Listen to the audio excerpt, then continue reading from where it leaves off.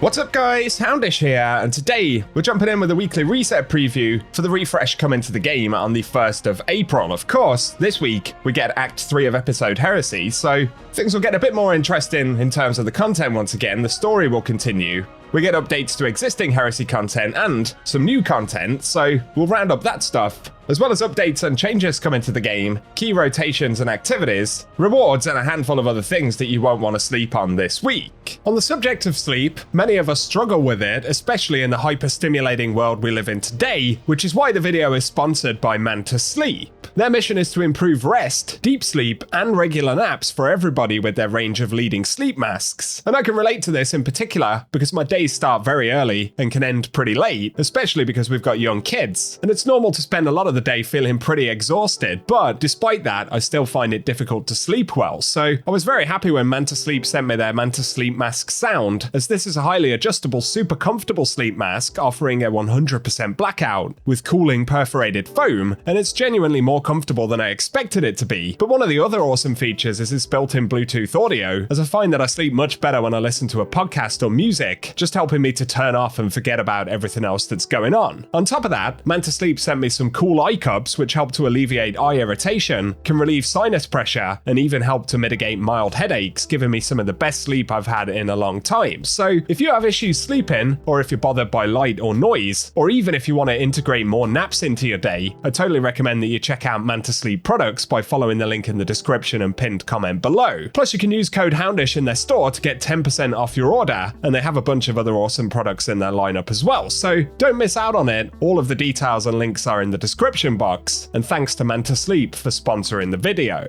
Now though, let's round up the Destiny content for this week, and as we head into the weekly reset, of course, Act 3 for Heresy will begin. So we've had a couple of fairly short acts before this, but with Act 3 dropping, we should be seeing the story continue for Heresy for the next 2 or 3 weeks, presumably, based on what we typically see, so that will continue to roll out regardless. And one of the components we know that will be added for Act 3 is the return of the Sunless Cell Strike on the Dreadnaught, so something a bit different in terms of episode content right here. We're not sure how this will have been updated or changed versus Destiny 1, or even what rewards may be added. There may even be a replayable component with Heresy rewards as drops, potentially. We'll have to wait and see, but we do know that we're getting the Grandmaster variant of it as well, so it'll be interesting to play this as the Nightfall once again, and let us know if you're looking forward to jumping into it. Otherwise, look out for updates in both the Nether and Court of Blades as we head into Act 3. We know that there will be a new area on the Nether, as well as encounter updates for the Court of Blades, so that'll be pretty cool, and otherwise, we'll see the continuation of the rollout for Barrow Dyad Catalysts, so I'll be keeping you guys posted on all of that through the week. And once again, let us know what you're most excited for in the comment section. For the seasonal challenges though, this week we've got Heretical Arsenal once again to defeat combatants with sidearm final blows, and we get bonus progress in episode Heresy activities or from defeating Guardians, and the challenge offers a special Masterworked reward as an additional drop, so this week we'll get the Division dropping from that. Then, for the Curio of the Nine this week, we have Court of Blades Orbs to create Orbs of Power in the Court of Blades, and we get bonus progress for spending Stolen Runes on the following purchases, so that'll include Paracausal Bandolier and Rally Buff. Plus we have Enhanced Court of Blades to complete the activity, with runic enhancements equipped worth at least 7 rune power, and higher difficulties will grant additional progress. But then we have Small Arms Soulfire to defeat targets with SMGs or sidearms, and we get additional progress granted in Heresy activities or by defeating Guardians in the Crucible. Plus there's Ritual Ornament to acquire any ornament for the seasonal ritual weapon, Void Armaments to defeat targets in any ritual activity with Void Weapon Final Blows, and there's bonus progress for defeating them with Void Power weapons. Plus we have Calibrate Close Range to get kills with close range weapons including sidearms, SMGs, shotguns, glaives, and swords, and there's bonus progress for defeating Guardians. Otherwise, the final couple of challenges are currently classified given that we're heading into Act 3. In terms of other content this week though, of course, Guardian Games will go away with the weekly reset, and that'll be replaced with the Iron Banner. So Lord Saladin returns for the second time in the episode. I think there will be one more Iron Banner after this one. But if you're looking to pick up any of the Iron Banner rewards, like the Warlord Spear or even Tenacious Mastery still, then we'll be able to do that for another week, starting with the reset. In the Pale Heart though, as always, we'll get a refresh on the featured co-op mission, as well as for Salvation's Edge and Excision. All of those can drop pinnacles, so worth keeping in mind.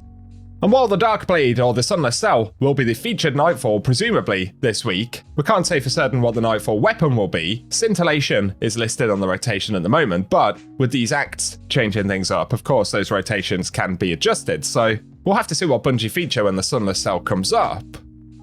Otherwise, keep in mind in the Crucible we won't be seeing the return of Trials this week since Iron Banner is live. However, for the featured raids, this week we'll have Last Wish on the Dreaming City, which of course can drop the 1000 voices. And then over on Savathun's Throne World, Vow of Disciple should be featured as well, where we can pick up the Collective Obligation, so the exotics and the entire loot table are completely farmable when these are featured. Plus, according to the rotation, hopefully this will be correct, but Vesper's Host should be featured this week, which will be able to drop the Icebreaker, and Bungie recently fixed the reward drops for that, so it'll be the first time that Icebreaker is entirely farmable as a dungeon drop that is featured, so keep that in mind. Otherwise, Prophecy should also be featured once again this week. In the Legends tab though, the exotic mission for this week should be Starcrossed, which of course can drop the Wishkeeper, so that's a good one to jump into if you need that or any of its upgrades. For the final couple of mentions though, over to Eternity right here. For the Days of Eternity, the additional drops this week should include the Scatterhorn armor set and Perfectus armor, as well as a bunch of weapon drops from Season of the Chosen, Worthy, and a couple of world drops from Forsaken. And then for the featured Lost Sectors this week, if you're going to be jumping into them, for Tuesday we should have Chamber of Starlight in the Dreaming City. That'll be followed by Hydroponics Delta on April 2nd, Gilded Precept for April 3rd, and then Thrilladrome featured on the 4th, which will be followed by some Pale Heart Lost Sectors with the Broken Deep on the 5th of April, Blooming Deep on April 6th, and then Bunker E15 for the 7th. And of course on solo completions these can drop exotic engrams, plus they have a chance to drop world weapons when we clear them, so one of the best ways to farm those. Finally though, for the Ascendant Challenge in the Dreaming City, this week it should be the Forfeit Shrine found via the Garden of Isilla, so not too bad to get to, but if you want the location I'll run some gameplay at the end of the video. And for today guys, that is what we have to round up for the weekly reset, so should be an interesting one with some new content launching, and of course, during Act 3, we'll also get Ride of the Nine. That'll be a bit later on, according to Bungie, as well as some other sort of mid-season or end-of-season refresh items, which they'll speak about presumably in the next couple of weeks, which will act as the warm-up for the next expansion whenever Bungie announce that, so things are going to get interesting.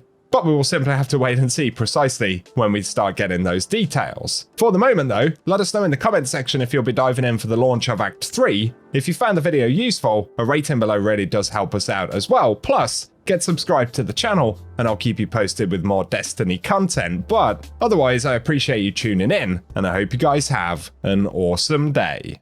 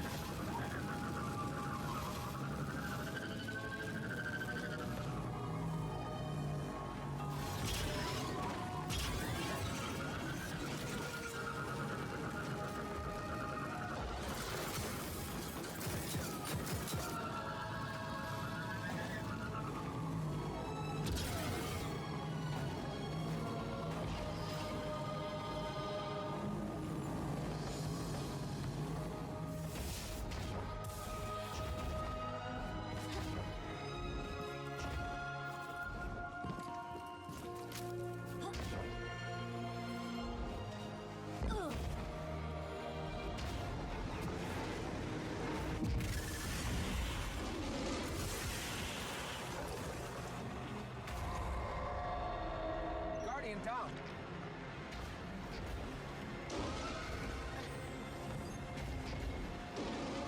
Guardian down.